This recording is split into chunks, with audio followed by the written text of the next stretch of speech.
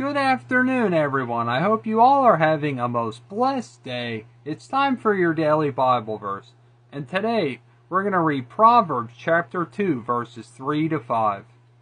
And if you call out for insight and cry aloud for understanding, and if you look for it as for silver and search for it as for hidden treasure, then you will understand the fear of the Lord and find the knowledge of God. And we read previous verses here where he's talking about turning your ear to wisdom and applying your heart to understanding. And he goes on to say, if you call out for insight and cry aloud for understanding, if you ask the Lord for discernment, he will give it to you. If you ask for the Lord for understanding, he will give it to you. If you ask the Lord for wisdom, he will give it to you. Plain and simple as that. Solomon asked the Lord for wisdom, and with that wisdom, not only was he able to rule the Israelites well, the way God wanted to, before he was led astray by his wives, but he also wrote 2 books of the Bible with that wisdom, Proverbs and Ecclesiastes, And he's going on to say, if you look for it as for silver and search for it as for hidden treasure, if you have a passion and ambition to search for wisdom, understanding, everything else, discernment, you have a passion to find all those things, and the Lord sees that. He loves that.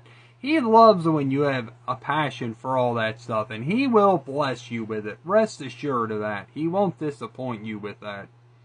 And a big problem in modern Christianity is nobody really bothers, There's far too less discernment and wisdom. And that's a big problem, especially for the days that we're getting into. Or are already living in. And it's not going to get any better, unfortunately. Then you will understand the fear of the Lord and find the knowledge of God. We've talked so many times about the fear of the Lord. It's mentioned so many times in the Bible. The book of Proverbs alone has it mentioned more than once, which tells me something, that when Solomon wrote Proverbs, he obviously had the fear of the Lord too, Now, this fear of the Lord is a healthy dose of it. It's not shuddering under a blanket in fear of him. No, it's reverence for him.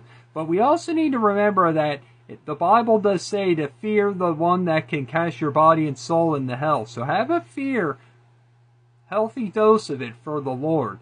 Remember who he is. And find the knowledge of God. Plain and simple as that. Wisdom, understanding, everything else from God. Y'all have a blessed day. Jesus loves you. I do too. Talk to you.